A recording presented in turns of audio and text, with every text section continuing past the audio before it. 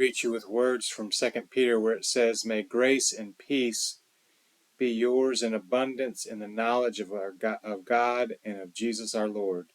His divine power has given us everything needed for life and godliness through the knowledge of Him who called us by His own glory and goodness." Readings. Well, the passage for your encouragement today is in Mark chapter 14. And it's a rather long passage from 17 to verse 51.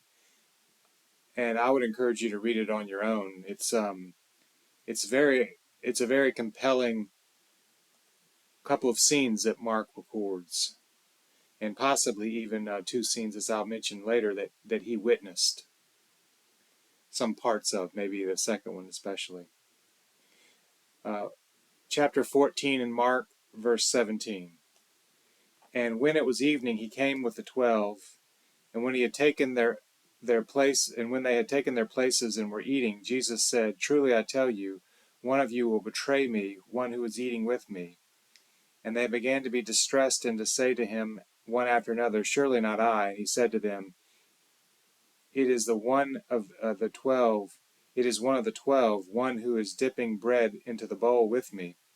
For the Son of Man goes as it is written of him, but woe to that one by whom the Son of Man is betrayed.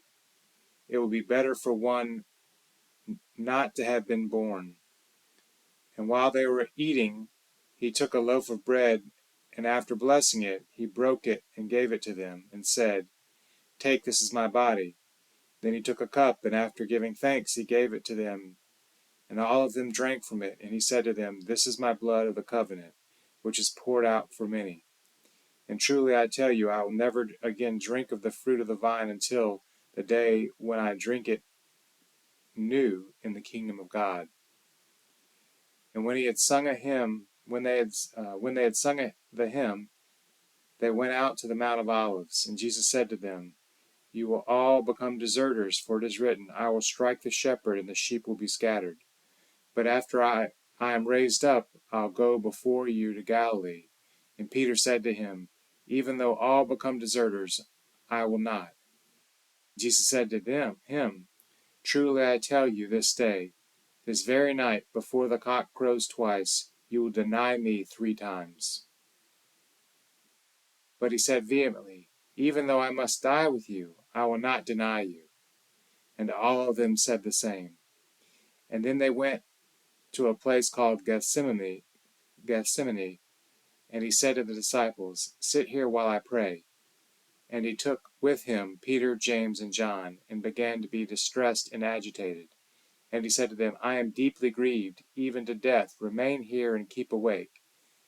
And going a little further, he threw himself on the ground and prayed, that if it were possible the hour might pass from him. And he said, "Abba, Father, for you all things are possible. Remove this cup from me, yet not what I want, but what you want." And he came and found them sleeping, and he said to Peter, "Simon, are you asleep? Could you not keep awake 1 hour? Keep awake and pray, that you may not come into the time of trial. The spirit indeed is willing, but the flesh is weak." And again he went and prayed and sang the same words. And once more he came and found them sleeping, for their eyes were very heavy, and they did not know what to say to him. And he came a third time and said to them, "Are you still sleeping and taking your rest? Enough, the hour is come. The Son of Man is betrayed into the hands of the sinners. Get up, let us be going. See, my betrayer is at hand." And immediately while he was still speaking, Judas, one of the 12, arrived, and with him was a crowd with swords and clubs, and from the chief priests, the scribes, and the elders. Now the betrayer had given them a sign, saying, "The one I kiss is the one. Arrest and lead him away under guard." So when he came, he went up to him at once and said, "Rabbi," and kissed him. And then they laid hands on him and arrested him. It goes on to say at the end of this scene in verse 51, or verse 50, all of them deserted him and fled. And then in verse 51 it says, "A certain young man was following him, wearing nothing but a linen cloth, and they caught hold of him, but he left the linen cloth and ran off naked. May the Lord bless the reading of his word. These two scenes that Mark records for us are so tragic and painfully personal. They remind me that they must be true. Early Christians like John Mark would have never made up those types of details. Maybe if they were inclined to make up details, it would have been much more like a Greek heroic tale where the hero goes on a quest and the hero goes through some trial, but then returns successfully and is rewarded at the end and acknowledged.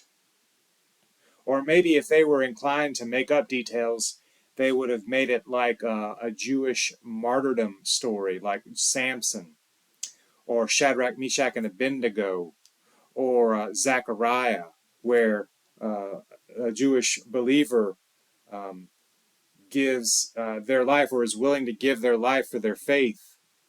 And it's clear to all around that God is with them and is blessing them and sees their sacrifice. But that's not what we have in these two stories. We don't have a Greek heroic tale or a typical Jewish martyrdom story. At the celebration of the Passover, it's tragic because someone that Jesus has invited so close to him to be his family is going to betray him. And then at the Garden of the Gethsemane, it's painfully personal because you see this mighty figure. I'm sure it was it was surprising and unnerving for the disciples.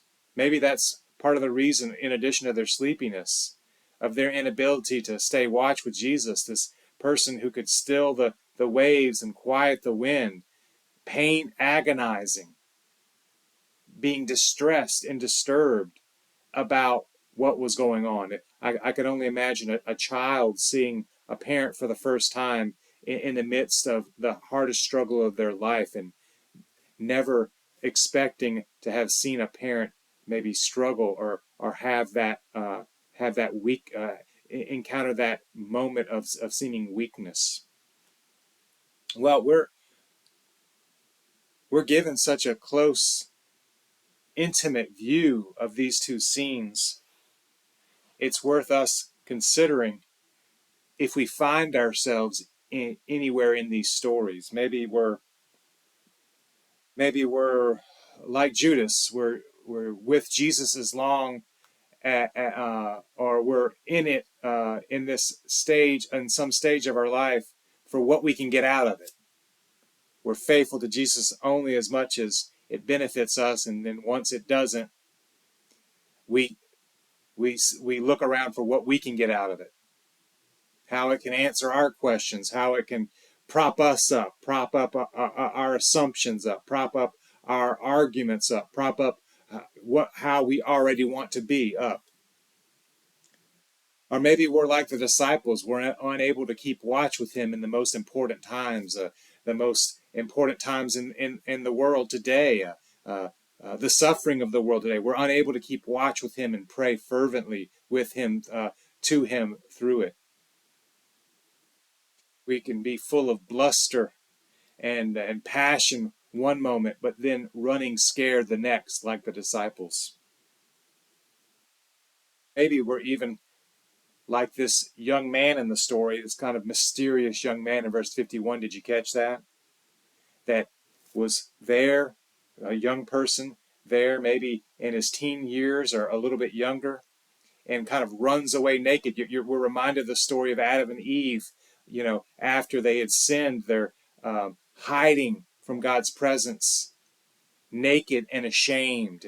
And in a sense, that young man was in the same case. He's hiding naked and ashamed. All the disciples are kind of hiding naked and ashamed in a sense. We are even in our human condition. Interestingly enough, that many scholars think that that young man was John Mark, the very person that wrote this book. There's a couple of reasons why I can tell you if you're ever interested. But we think that that might very well be John Mark himself. Well, it would be good for us to remember the words of one of the other disciples that was a bit older than John Mark, if that was John Mark, and that was John, the beloved disciple. And of this time period, he said, Jesus knew that his hour had come, and having loved his own who were in the world, he loved them to the end. Even when we seek only from our faith and from our relationship with Jesus what we can get out of it, even when we fail to keep watch with him in the painful parts of life or this world's events, even when maybe we're like, if that was John Mark, we're kind of fleeing his presence, ashamed, hiding in the dark.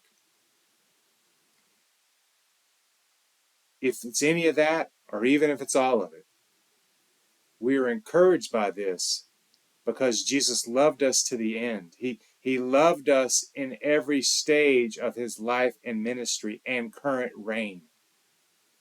He didn't give us over to our own fallenness or our own failures or our own weakness or our own fear. He knew what was awaiting him, and he didn't veer off his path or his plan or his calling, and he loved us to the end. Well, that's some good love. That's a story that's too tragic, too painfully personal, but also too wonderful, in my view, not to be true. May the Lord bless you and keep you. May the Lord make his face to shine upon you and give you peace. To him who is able to do immeasurably more than all we ask or imagine, to him be the glory and the honor and the power. Oh, allow me to conclude just with a few more words from Peter himself. Remember, Peter was back in the garden uh, in one of his lowest moments, but he that's not where he left off. That's not where the Lord left him. In 2 Peter, if we read on in chapter 1, it says, "Thus he has given us through these things." This is Peter, who had failed to keep watch with Jesus, but now is coming into greater and greater faithfulness, "his precious and very great promise, so that through them you may escape from the corruption that is in this world because of lust, and must become participants in the divine nature. For this very reason you must make every effort to support your faith with goodness, and goodness with knowledge, and knowledge with self-control, and self-control with endurance, and endurance with godliness, and godliness with mutual affection, and mutual affection with love." Just like the love that Jesus offered and offers to us. God bless you.